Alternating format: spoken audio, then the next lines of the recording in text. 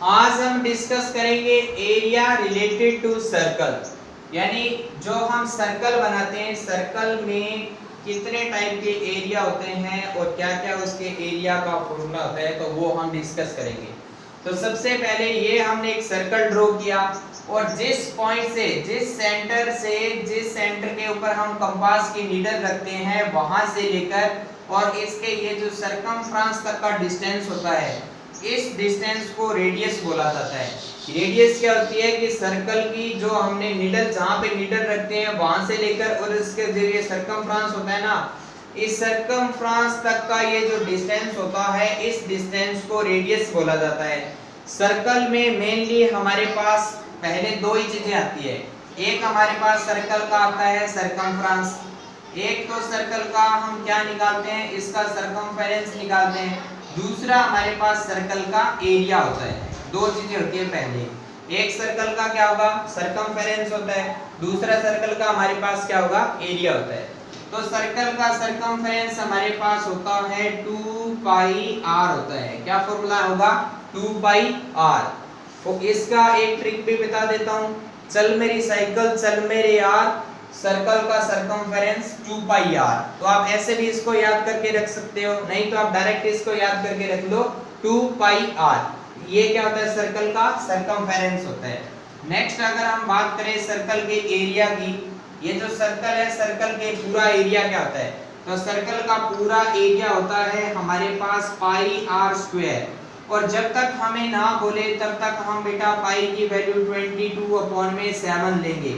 अगर हमें कभी वो बोल दे कि यूज पाई इक्वल्स टू 3.14, तब हमें पाई की जगह पे 3.14 लगाना है, अदरवाइज हम पाई की वैल्यू कितनी लेंगे, 22/7 पाई की वैल्यू ली जाती है। तो सर्कल का सर्कमफेरेंस हमारे पास क्या होता है, 2 पाई r होता है। नेक्स्ट अगर हम बात करें इसके एरिया की, तो इसका एरिया हमारे पास क्या होता है, पाई r स्क्वायर इसका एरिया होता है। अब उसके बाद में हम बात करते हैं सर्कल के सर्कमफ्रेंस और एरिया तो हमने निकाल दिया। नेक्स्ट अब इसके बाद में जब हम दो रेडियस को ड्रॉ करेंगे उस केस में क्या होता है, तो हम एक चीज और डिस्कस करते हैं कि एक रेडियस तो हमने ये ड्रॉ की भी है, एक रेडियस हमने यहाँ पे और ड्रॉ कर दी। अब ये देखो इसके बीच में ये एक इतना सा एरिया बन गया, इस एरिया को सेक्टर बोला जाता है। ये जो इतना एरिया बन गया इस एरिया को सेक्टर बोला जाता है। तो सिर्फ अगर हमें इतना सा एरिया निकालना हो तो उस एरिया को क्या बोला जाता है, सेक्टर।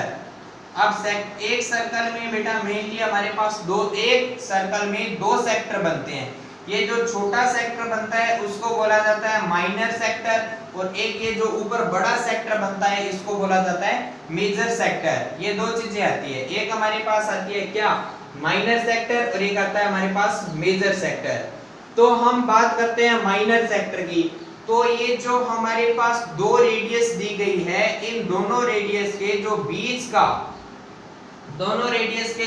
का एंगल दिया जाता है ना, उस एंगल को हम डिनोट करते हैं थीटा से। यानी इन दोनों रेडियस के बीच में हमारे पास एंगल कितना है, थीटा है। तो इसी थीटा से ही हम क्या करते हैं, एरिया ऑफ सेक्टर निकाला जाता है। तो हमारे पास बेटा एरिया ऑफ सेक्टर क्या होता है वो भी आपको बता देता हूं।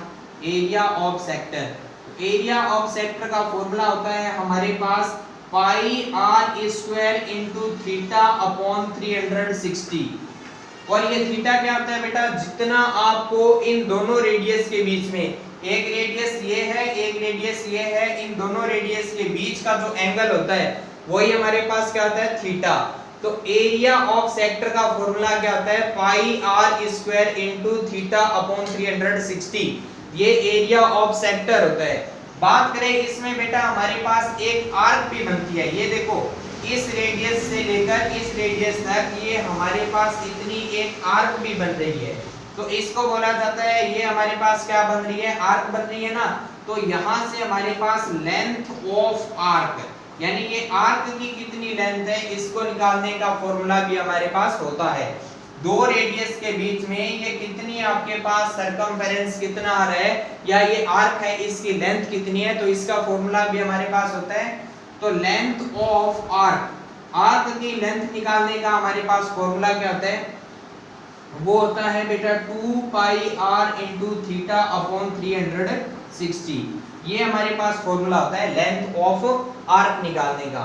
इससे क्या करते हैं 2 पाई r इंटू थीटा अपॉन 360 से ये जो आपके पास आर्क आ रही है, इस आर्क का क्या निकाला जाता है, लेंथ निकाली जाती है। तो हमने क्या किया बेटा, सबसे पहले सरकमफेरेंस ऑफ सर्कल पढ़ा, उसके बाद में हमने एरिया ऑफ सर्कल पढ़ा, सर्कल के बाद में हमने एक छोटा सा इसमें ले लिया ये सेक्टर, तो हमने एरिया ऑफ सेक्टर पढ़ा।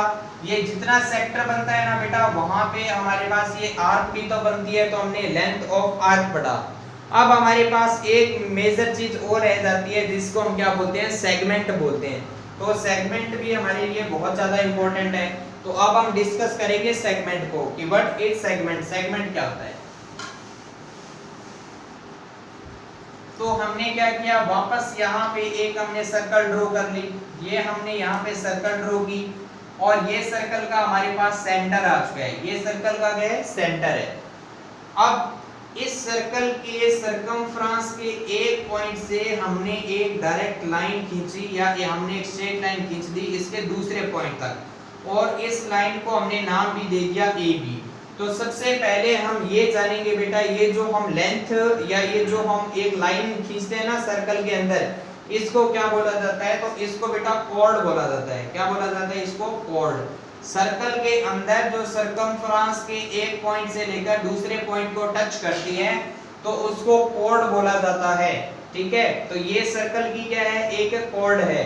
और सर्कल के अंदर जो लॉन्गेस्ट कॉर्ड होती है ना, सर्कल के अंदर जो लॉन्गेस्ट कॉर्ड होती है वो इसका डायामीटर होता है, क्योंकि देखो ये सर्कल के सरकमफ्रेंस के एक पॉइंट से टच होती हुई स्ट्रेट लाइन जा रही है बेटा, इसके दूसरे पॉइंट तक जा रही है, तो ये भी इसका एक कॉर्ड ही तो हो गया। और लॉन्गेस्ट कॉर्ड क्या होती है, इसका डायामीटर ही होता है। बोर्ड के एग्जाम में ये मल्टीपल चॉइस क्वेश्चन के अंदर ये क्वेश्चन बेटा पूछा ही जाएगा, 100% ये क्वेश्चन पूछा जाएगा कि what is the longest chord या which is the longest chord in the circle. तो जो लॉन्गेस्ट कॉर्ड आपके पास होती है ना, वो सर्कल का डायामीटर ही होता है।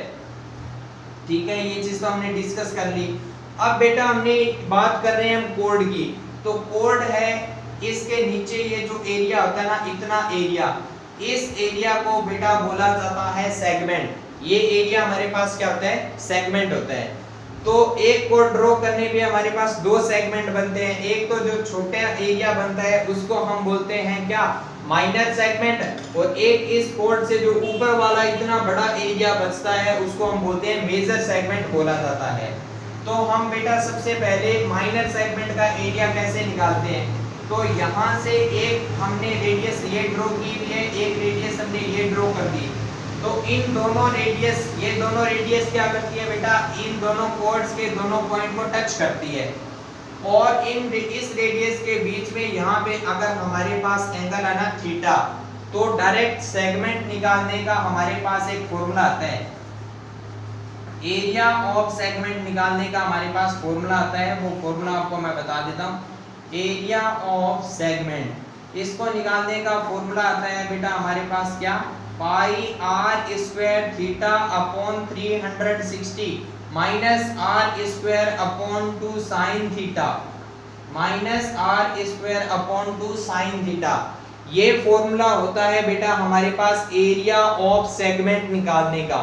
ठीक है, ये एक हमारे पास डायरेक्ट फॉर्मूला होता है। अगर आपको ये फॉर्मूला बेटा याद नहीं रहता है तो आप इसको एक तरीके से वो निकाल सकते हो, कैसे कि ये देखो, ये आपके पास एक सेगमेंट बन रहा है, ये आपके पास क्या बन रहा है, एक सेक्टर बन रहा है।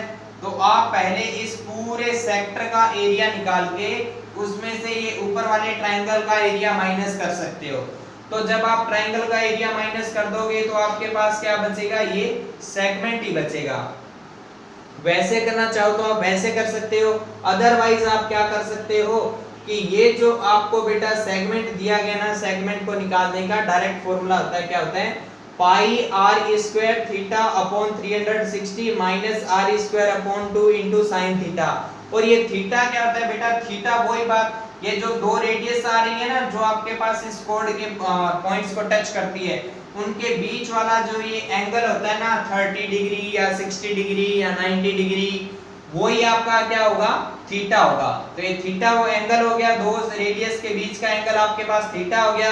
आर तो आपको पता ही है बेटा ये रेडियस ही होगी, पाई की वैल्यू 22/7 होगी। तो ये आपके पास एरिया ऑफ सेगमेंट होता है। और इसी के साथ सारे फॉर्मूलेज हमने एक बार क्या कर लिए बेटा, रिवाइज कर लिए। सर्कल का जो कोई भी क्वेश्चन है इस कंसेप्ट से बेटा बाहर नहीं जाने वाला है। जितने क्वेश्चन मैंने आपको इस अभी करवाए हैं ना, इससे बाहर आपका कोई भी क्वेश्चन नहीं जाने वाला है।